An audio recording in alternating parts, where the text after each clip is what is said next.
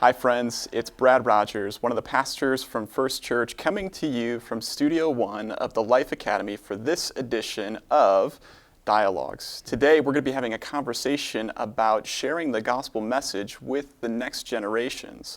You know, for the last century, our culture has changed. It used to be that when a town was developed, that the first thing that would go in the heart of the town was a church. And that was a symbol of the reality that American culture was really built upon the pillars of Christianity and Christian values. But within the last century, our culture has shifted so that Christianity has become moved more and more toward the margins of culture, and its influence seems to be waning, which means communicating the gospel is much more difficult. We see the evidence of this in many different ways, from our media to politics to education, but we also see it in our own families. As a pastor, I hear many people lamenting of the reality that while they sought to raise their kids or their grandkids in the church, that as their kids got older, they left the faith behind. So how do you communicate the gospel to the next generations? That's what we're going to spend some time talking about. I'm pleased to introduce to you Mr. Mark Koch. Mark is the Executive Director of Ride Nature, one of the many mission partners that First Church has. And Mark and his team have become experts at communicating the gospel with the next generation by means of action sports. So Mark, tell us just a little bit about Ride Nature and what's the mission and purpose? For sure, thank you. And it's an honor to get to share with all of the people that are part of First Church, and grateful for the opportunity. Anytime I think that we get to speak about what God's doing, hopefully, right, that He's going to get the glory in that. So it's a blessing to be here. Ride Nature, as you shared, we're an action sports mission organization, meaning our goal is to use action sports as a tool for ministry around the world. And you know, it is kind of a silly thing to think about, skateboarding, surfing. It's like kids' toys, really. We're using those, though, in a way, even for me as a 37-year-old man, getting to use those to build relationships with kids around the world, both in our community and internationally, and training leaders to do the same thing. So it's been around since 2009. My wife and I actually founded it. We moved to Naples, felt like God was putting the vision for the ministry on our heart. Really no idea the extent of what that would look like, just that it was an idea that we had prayed through and sought the Lord and felt like He had given us peace and direction, that this was something He wanted us to move forward in. And looking back 12 years later now at seeing all that God has done has been a huge blessing. So we've been able to travel to 27 different countries around the world. We've led over 100 international short-term trips. We've trained thousands of leaders, investing into Southwest Florida and our local community through regular and consistent outreach, reaching out with kids. And yeah, we're seeing the Lord use it. Something, again, as silly as a skateboard, you know, when you think of, I think most people, when they think of a tool and a resource, it's probably the last thing that they think of. So, yeah. So how did you get involved in this ministry? Yeah. What led you to it? Absolutely. So to make my testimony kind of a little short, I grew up in a Christian home. My father was a senior pastor of a Nazarene church in Ohio that I had great parents, amazing family, but I think as a kid always had a little bit of a rebellious heart. My parents would say that I was a tough child to raise, but I grew up skateboarding and surfing. It was kind of the culture of kids that I would hang out with and friends that I had. And when I went off to college for the first time, kind of had the dose of, or a taste of what freedom looked like, and kind of wandered a little bit away from the faith for a while. But my heart was always for that community. It was something that I had grown to love and a passion that I had developed with skating, snowboarding. Didn't do a lot of surfing in Ohio, obviously, but the culture within that is very, I would say it's very creative. It's very tight-knit. There's something that draws kids to it. And I think even for me, with an amazing family, like I found community and fellowship within friends that were part of that culture. And so I grew up in the action sports community. At 21, really, I'd say the Lord really started to open my eyes to the reality of really what it meant to really give my life to the Lord. And up until that point, I would profess that I was a Christian. I was reading my Bible. But around 21, fully surrendered my life. And around that time, the Lord started to put on my heart the vision for ministry in some aspect, I think, with a heart for missions. And then several years later, met my wife. And she too had a heart for missions, a desire to be a part of sharing the gospel with people around the world, specifically both of us with a heart of people hearing the gospel for the first time, understanding that there were so many people around the world, over 7 billion people, that had yet to hear who Jesus was. Hearing that name, might not know if that's a person, a place, or a thing, just hearing the name Jesus, that we were excited. And so praying through what that would look like, we had gotten married a few months before. The Lord kind of put the vision on our heart for the idea of Right Nature. And the rest has kind of been history, to be honest. Yeah. Sure. Yeah. So Right Nature has a global impact. I mean, you are doing mission trips all over the world, and you do things locally here in our community as well. What are some things that you are seeing that are common experiences that young people are struggling with today? Yeah, that's good. Well, what's kind of interesting about the world of ministry that we're a part of is that no matter where you go, the community doesn't look a whole lot different. So from Bonita Springs to the skate park here to Fort Myers all the way to India, the action sports community of kids looks pretty similar as far as the problems that exist. And I think a lot of the problems that we're witnessing within the next generation of people are the same, not just in Southwest Florida, but anywhere in the world, which is moral relativism.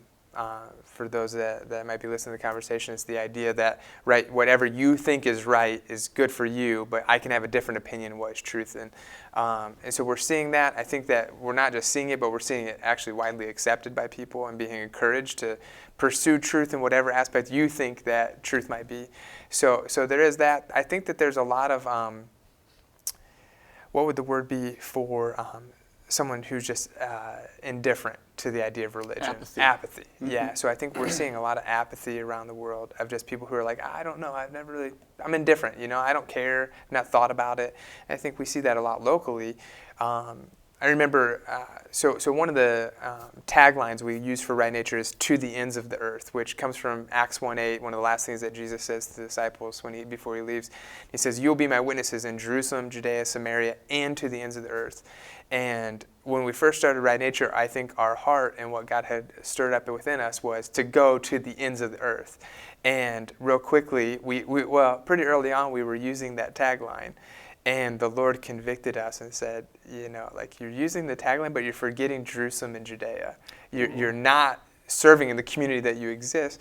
And I would go to the skate park, and I would have conversations with the kids, but it wasn't, I would say it wasn't as intentional as obviously when you're on a short-term mission trip or you're overseas. And so after the Lord started to convict that in my heart, or stir in those convictions in my heart, I remember going to the skate park and roundabout answer to that question, asking the kids, hey, do you guys believe in heaven or hell? Do you think that God is real?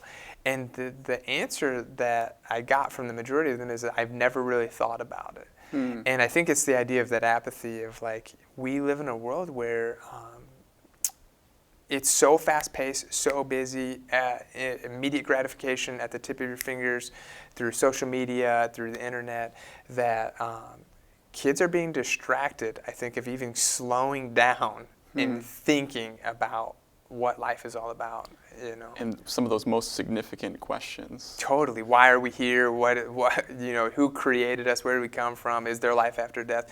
When kids are falling asleep or young people are falling asleep, literally scrolling a phone, not even taking the time to have any silence. There's just noise being bombarded within us all the time. And we led a Bible study on this a long time ago, and we use this story a lot when we're sharing with the kids, but that we have to go deaf to the world in order to follow Jesus. And we use that acronym DEAF to drop everything and follow Christ. But that there's so many voices and people speaking into our life that sometimes it's your own voice, sometimes it's social media, sometimes it's other people. But that in order to hear the voice of the Lord, you have to really go deaf to a lot of those other voices. And I think that there's just a lot of noise that exists in the world, maybe than there used to be. So there's distraction, there's apathy, there's moral relativism, all of which are barriers that keep kids from even asking some of the most important questions in life. Yeah. Something I think about a lot is that, and you do a lot of cross-cultural ministry, right, where you go somewhere overseas and you have to learn to communicate the gospel in a way that they can understand it from their experience. As we've looked at our American culture and as it's shifted from Christianity being at the center of culture to being more on the margins, I think cross-generational ministry is becoming somewhat cross-cultural ministry. Absolutely.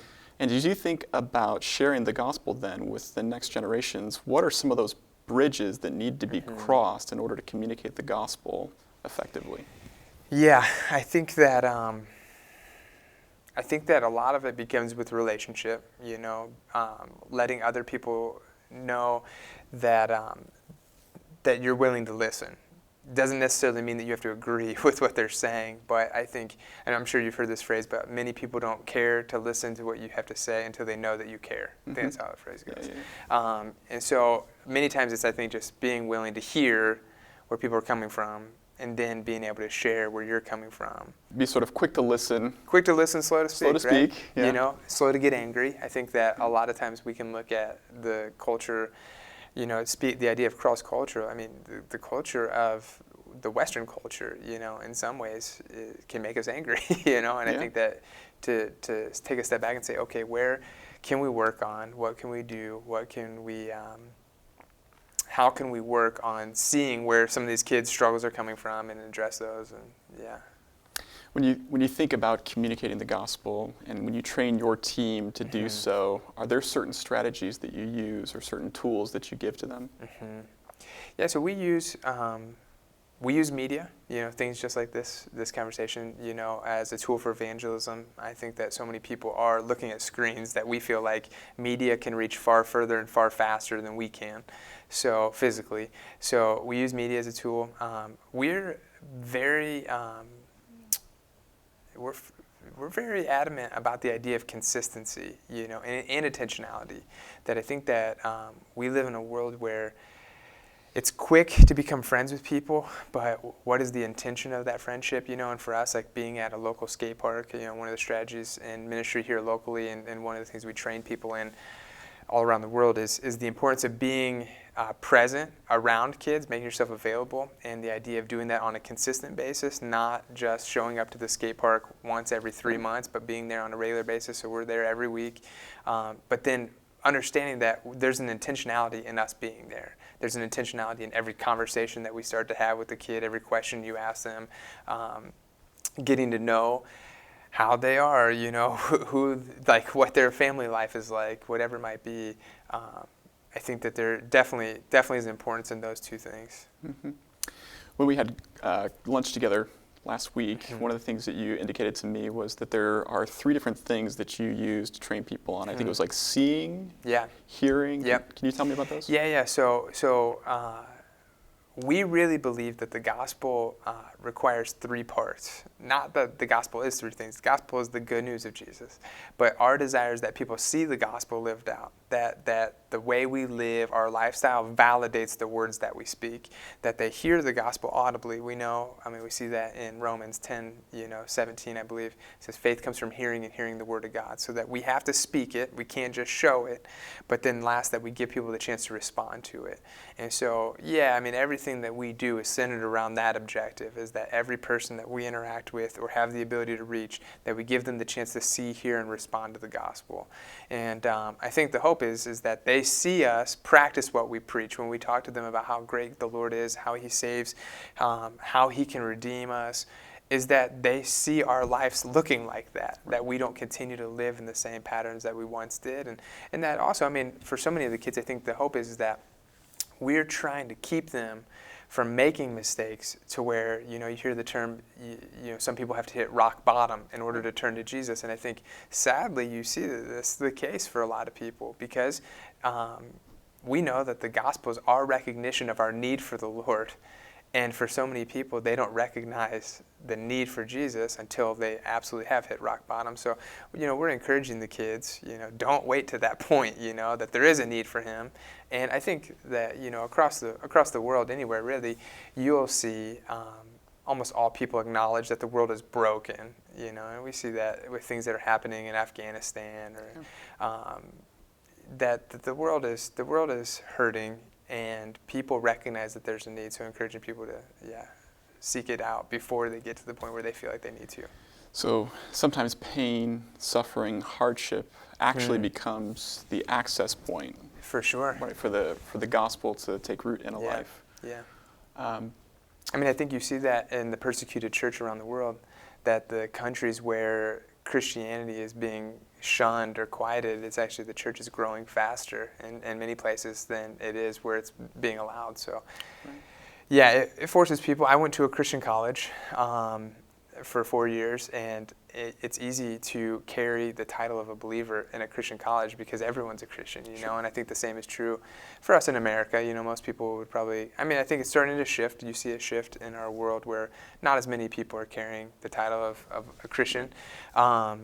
But in places like, I had friends that went to secular universities where you're forced to have to make a decision. What side of the fence are you going to be on? I think for me, up until that point of 21, at 21 years old, I was riding the fence, you know, wanting to keep one foot in the world and you know, live for myself, but also knowing that Jesus was the way, the truth, and the life, you know, believing that the gospel was true, but not wanting to surrender. So you try to walk this fence. But yeah, so in some ways, I think it's a beautiful thing when persecution forces you to choose what side of the fence you're going to be on. Sure.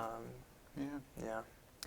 So a lot of the people who may be watching this video from First Church maybe have kids or grandkids who have walked far from the Lord. Absolutely. As somebody who speaks truth into the lives of many young people, what advice would you give to them for reaching into their families' lives? Yeah.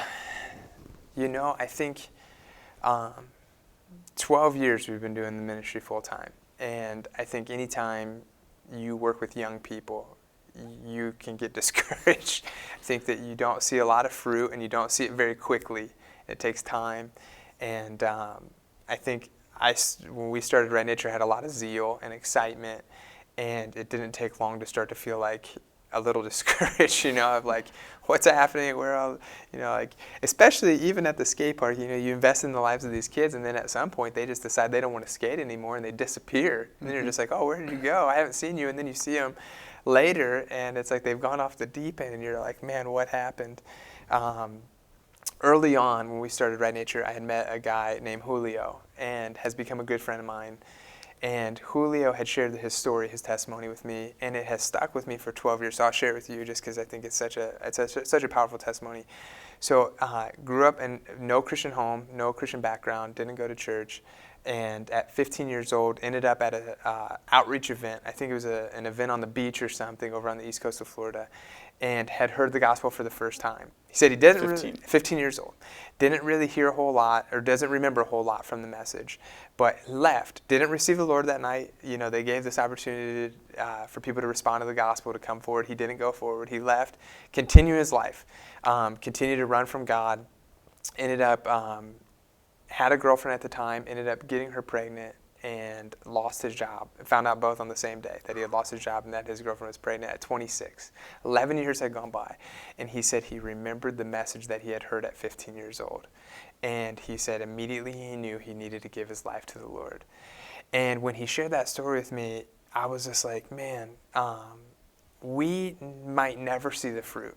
You know, the seeds that are planted in someone's life, or even for me to tell you that story now, to think like, there might be kids that 11 years ago when we first started Right Nature that we shared the gospel with, that we are just now starting to see the return on that investment, you know, that we know, because the Bible tells us that the word does not return void. It accomplishes what God sets it out to do. That I would say don't get discouraged, remain faithful, continue to be persistent, continue to be consistent in the lifestyle that you live, the life that let your life validate the words that you say.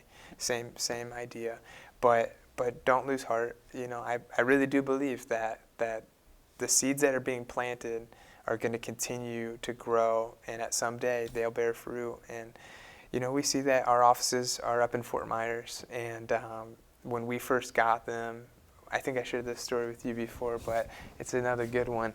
But when we first got the offices, we were like, oh, we need to plant some trees and do some stuff. So we bought a starter orange tree, and it was probably like 6 to 8 feet tall already. It was already pretty mature, and we planted it, and we've been there for almost 6 years, and it's produced no fruit. And I remember when we planted it, we were like, oh, this is gonna be awesome. We're gonna have oranges, and it's not produced a single stinking orange, you know. So I don't know, maybe we're doing something wrong. But it's still alive. It's growing. It's gotten bigger. Its roots, I'm sure, are going deeper. And we could look at it and we could be like, you know, where's the fruit? And of course not. We would never just cut it down, you know.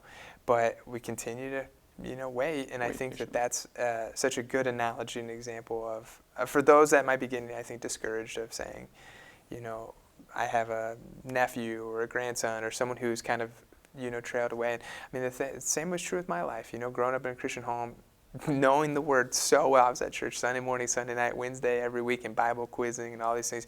And really, from 18 to about 21, like I would say, like didn't pursue a relationship with the Lord at all. But it's, yeah. I don't know. So just a couple of themes that I'm reflecting upon here. Number one, the importance of relationship for communicating the gospel, that it needs to be a consistent, intentional relationship over time where we're being intentional about spreading the message. We need to validate the message that we're spreading by allowing them to see it as fruit in our own lives. We need to be very intentional about sharing it so that they can hear it.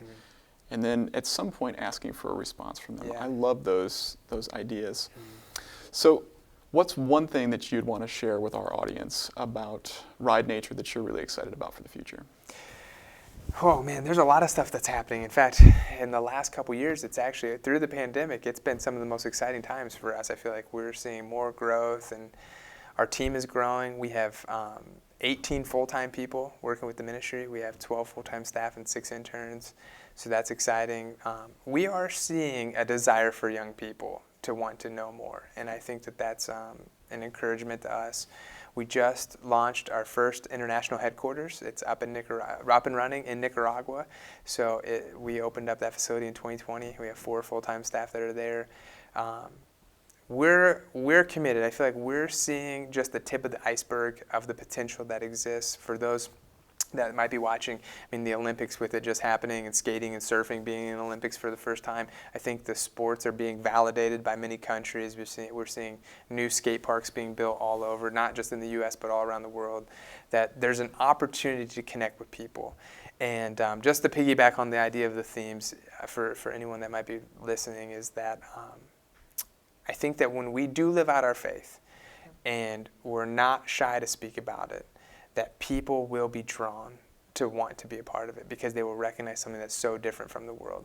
And it has nothing to do with action sports. I mean, that goes into any world, whether that's tennis or golf or music or art, that it's taking the things that God's given us and using those. The passions, I think about the idea of the talents, right? That God has given us things for intentional reasons to use for His glory, to reach other people, to share with other people, to find the opportunity to build relationships. And I always think about Jesus' call to the disciples to be in the world but not of the world, to means to still build relationships with people that might be outside of your Christian community, but for the sake of hoping to get to share the hope that we have with them. So. Yeah, we're excited about the future. We're praying through the idea of starting to send missionaries around the world into closed countries through action sports. So that would probably be the thing that I'm most excited about. If you were to look at a map and close your eyes and literally point to most places on the map, most likely you would find an area that has some sort of community around the action sports community. Wow. There are, I want to say like 250 ski resorts just in Japan alone. And yet you have less than 3% Christians that are in the whole country. So our thought and prayer for the hope is that we would start to send people into countries like Japan or like Indonesia, using skateboarding or surfing as the common tool to get into the country and to build relationships with people with the purpose of sharing the gospel. So, yeah. Well, Mark, thank you for being here today. Thank you Absolutely. for sharing your experience, your testimony, the work that Ride Nature is doing. We join your prayers that the next generations will also not only hear the gospel, see it reflected in our lives, but that they will respond to it by faith in Christ. Amen. Thank you. Well, thank you so much for joining us for this episode of Dialogues. It has been a pleasure to have a conversation with Mark here, and our prayers are for that next generation. So just remember, you may never see the fruit of the seeds that you're planting, but nonetheless, God's word never goes out and returns void. So may our prayers join your prayers for whoever it is in your family that you long to hear the gospel. We'll see you next time.